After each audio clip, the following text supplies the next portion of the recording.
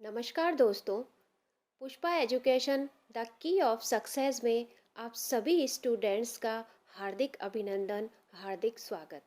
तो बच्चों, हम काफ़ी दिनों बाद में फिर से एक बार मुलाकात कर रहे हैं। तो बच्चों, मैं आपको ये बता देती हूँ कि यहाँ पर मैं साइकोलॉजी स्टार्ट कर रही हूँ। और साइकोलॉजी जो है सभी कंपटीशन एग्ज़ाम में अ, आती ही आती है। तो साइकोलॉजी स्टार्ट करेंगे हम लोग। और सबसे ज़्यादा जो फोकस होगा वो हमारा रीट पर होगा, रीट की साइकोलॉजी पर। रीट और सेकंड ग्रेड का जो कोर्स है, जो सिलेबस है, वो सेम है। तो सेकंड ग्रेड में और रीट के अंतर्गत जो सिलेबस है वो सेम है, सिर्फ कुछ ही टॉपिक को छोड़ करके। तो हम आज से और अभी से हम साइकोलॉजी को स्टार्ट करने जा रहे हैं। आने वाले दिनों में आपको वीडियोस रेगुलरली मिलने लग जाएंगी, कंटिन्यू मिलेंगी। और आज हम कुछ थोड़ा बहुत साइकोलॉजी के बारे में जानेंगे। साइकोलॉजी के बारे में जानने से पहले हम पहले कुछ सरस्वती वंदना का नाम ले लेते हैं, सरस्वती माँ का नाम ले लेते हैं। तो स्टार्ट करने से पहले हम सरस्वती माँ का नमन करेंगे। सरस्वती महाभागे विद्ये कमललोचने विद्यारूपे विशालाक्षी विद्यां देहि नमोस्तुते। तो नमस्कार दोस्तों, Pushpa education the key of success में आप सभी स्टूडेंट्स का हार्दिक अभिनंदन। तो बच्चों, मनोविज्ञान मनोविज्ञान की उत्पत्ति कहाँ से हुई, मनोविज्ञान को क्या कहते हैं, मनोविज्ञान का विकास कैसे हुआ, मनोविज्ञान को आज इस समय क्या कहा जाता है, और मनोविज्ञान को पहले प्राचीन समय में क्या कहा जाता था, किस किस विद्वान ने, किस किस साइकोलॉजिस्ट ने क्या क्या विज्ञान के बारे में, मनोविज्ञान के बारे में बताया है, इन सभी की जानकारी हम आने वाले दिनों में करेंगे। तो आज सिर्फ मनोविज्ञान का विकास। मनोविज्ञान का अतीत बहुत लंबा है, जबकि इतिहास बहुत छोटा। मनोविज्ञान का अतीत बहुत लंबा है और इतिहास बहुत छोटा। मनोविज्ञान का अतीत जो है वो दर्शन शास्त्र की शाखा मना दर्शन से लिया गया है। मना दर्शन से लिया गया है। मना दर्शन से लिया गया है। मना दर्शन शब्द अरस्तु की डी एनिमा पुस्तक से लिया गया है। मना दर्शन जो शब्द है वो अरस्तु की डी एनिमा से लिया गया है। अरस्तु की पुस्तक थी डी एनिमा, और डी एनिमा के अंतर्गत मना दर्शन शब्द का प्रयोग किया गया है।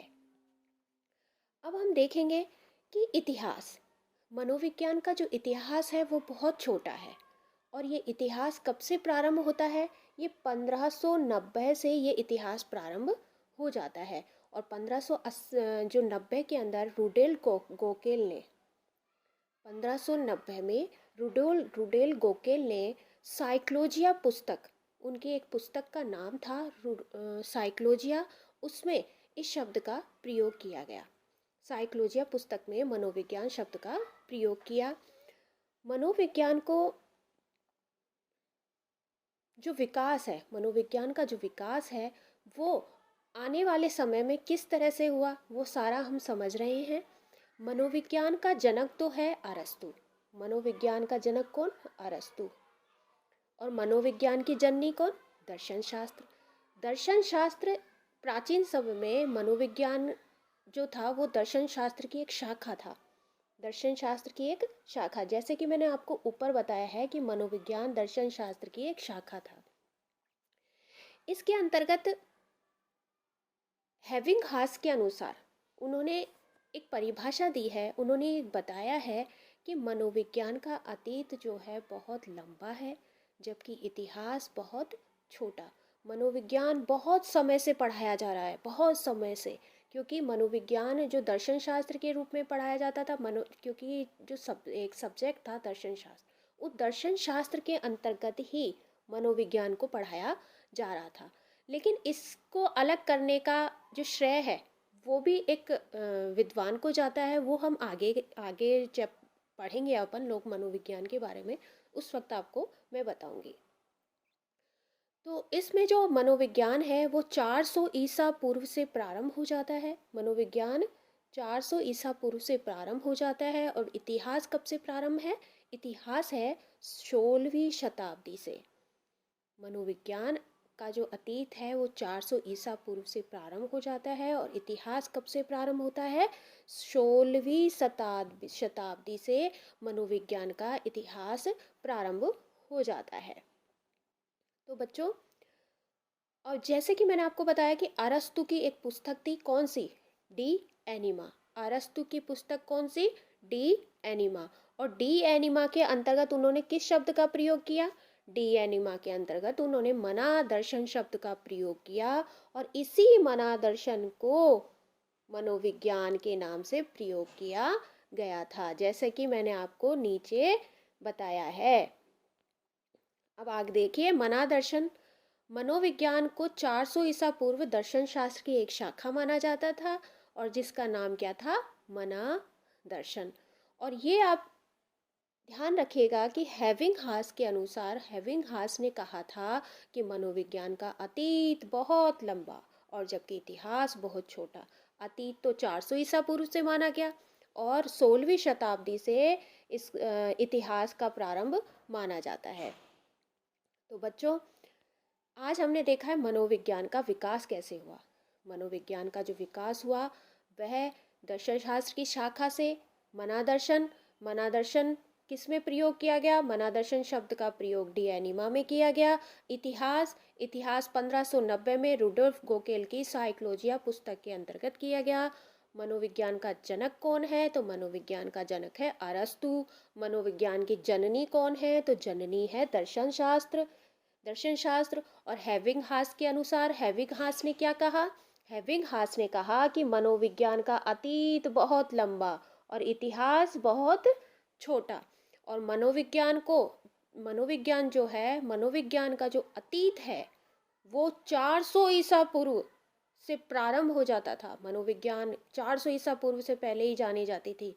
और इतिहास, इतिहास 16वीं शताब्दी से प्रारंभ होता है। और अरस्तु की पुस्तक कौन सी? De Anima. डी एनिमा में मना दर्शन का शब्द का प्रयोग किया गया है और इसी मना दर्शन को मनोविज्ञान के नाम से जाना जाता है। यहाँ से आगे, आज तो सिर्फ मैंने आपको एक थोड़ा सा बताया है कि मनोविज्ञान का विकास कैसे हुआ। देखो बच्चों, इनमें से इसी जरा से टॉपिक में से ही काफ़ी सारे क्वेश्चन आपके बन गए कि मनोविज्ञान दर्शन शास्त्र की एक शाखा थी। डी एनिमा किसकी पुस्तक है? अरस्तु की। हेविंगहास ने क्या कहा?